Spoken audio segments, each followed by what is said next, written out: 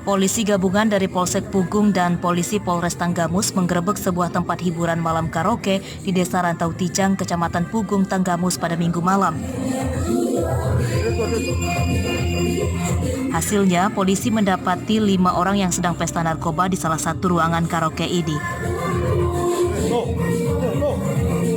Dari hasil penggeledahan, polisi menemukan barang bukti 1 paket sabu-sabu serta alat hisapnya dan potongan pil ekstasi warna merah muda merek D2.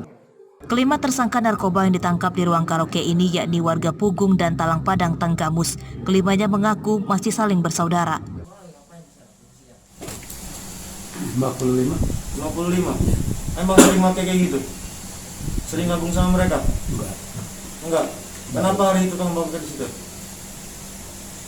Baru pertama kali? Siapa yang ngajak?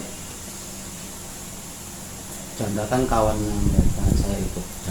Polisi pun telah melakukan tes urin kepada kelimanya dan dinyatakan positif mengonsumsi narkoba.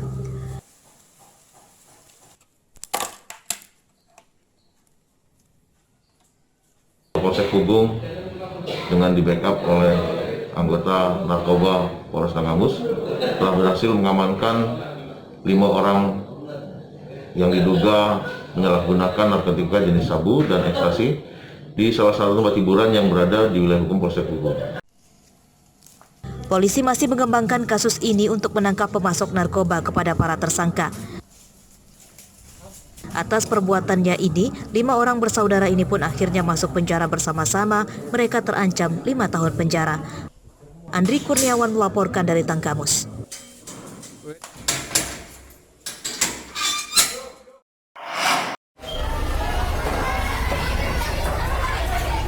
Kepanikan ini melanda penumpang kapal Roro KMP Naomi yang sedang melakukan pelayaran di tengah laut Selat Sunda dari Pelabuhan Merak menuju Pelabuhan Bakahuni, Lampung Selatan pada Minggu malam. Para penumpang berhamburan mencari rompi pelampung. Kepanikan ini terjadi karena di dalam kapal Roro ada sebuah mobil truk box ekspedisi mengeluarkan asap tebal diduga karena terbakar. Para penumpang pun kemudian diimbau untuk naik ke lantai atas dalam kapal Roro ini. Hingga berita ini dibuat pada Senin sore, pihak otoritas Pelabuhan Bakahuni, Lampung Selatan belum mau memberikan keterangan terkait kejadian ini. Namun dari informasi yang didapat, truk box yang terbakar itu bernomor polisi B9258UXU yang membawa paket barang dari Jakarta. Kebakaran sudah padam saat kapal Roro tiba dan bersandar di Pelabuhan Bakahuni. Tidak ada korban jiwa ataupun luka akibat kejadian itu.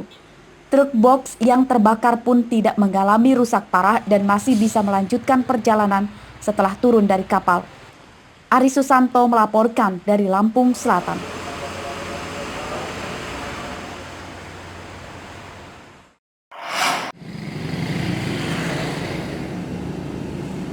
Mobil operasional milik Dinas Biro Umum Pemerintah Provinsi Lampung ini masuk ke dalam siring di kawasan Jalan Hanoman, Kelurahan Jagabaya 1, Kecamatan Waihalim, Bandar Lampung, Senin siang. Mobil plat merah bernomor polisi BE1708BZ itu mengalami kecelakaan tunggal setelah sebelumnya menabrak pembatas jalan.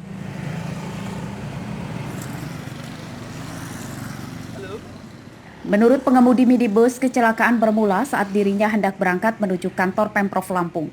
Saat melintas di jalan tikungan yang berlubang, datang kendaraan dari arah berlawanan.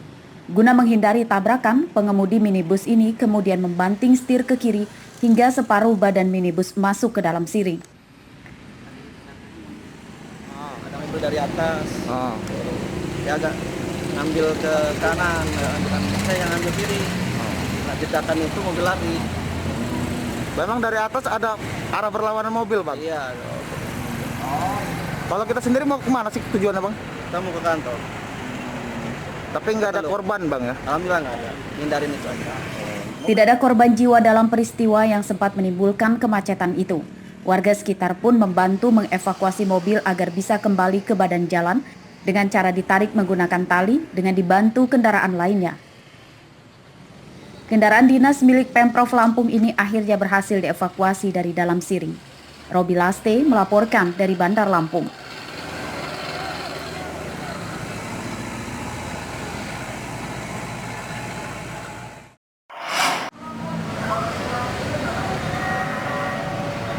Penerapan Electronic Traffic Law Enforcement atau tilang elektronik di Kota Bandar Lampung mulai diberlakukan pada Senin siang. Polisi Lalu Lintas Polda Lampung bersama Polresta Bandar Lampung mulai menyosialisasikan 5 titik jalan raya yang dipasang kamera pemantau CCTV kepada warga dan pengendara motor dan mobil.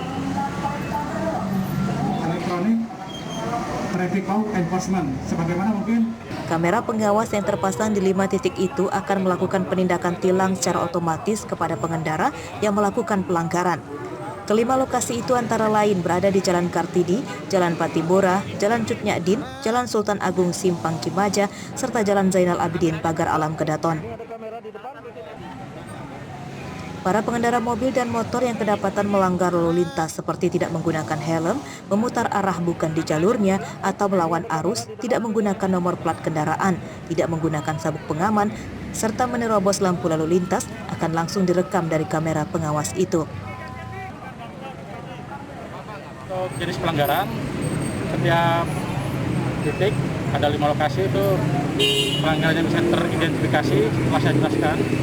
Yang pertama, pelanggaran tidak menggunakan helm, sabuk keselamatan, melanggar marka dan lampu merah, dan berkendara menggunakan handphone. Para pengendara pun menyambut baik program itu supaya pengendara mobil dan motor bisa lebih patuh terhadap peraturan lalu lintas. Kita dukung semua program mereka. Pak Ci, ini kan di Bandar Lampung sendiri diterapkan netlab, Pak Ci. Ya. Kedepannya seperti apa nih Pak Ci, pengendara Pak Ci? Ya, insya Allah masyarakat Bandar Lampung lebih patuh dan taat dengan peraturan lalu lintas. Pemberlakuan denda tilang akan diterapkan mulai tanggal 17 Maret mendatang. Pelanggar akan dikirimkan nota sanksi tilang melalui jasa kantor pos ke alamat sesuai nomor plat kendaraannya. Denda tilang dapat dibayarkan melalui bank yang ditunjuk. Robi Laste melaporkan dari Bandar Lampung.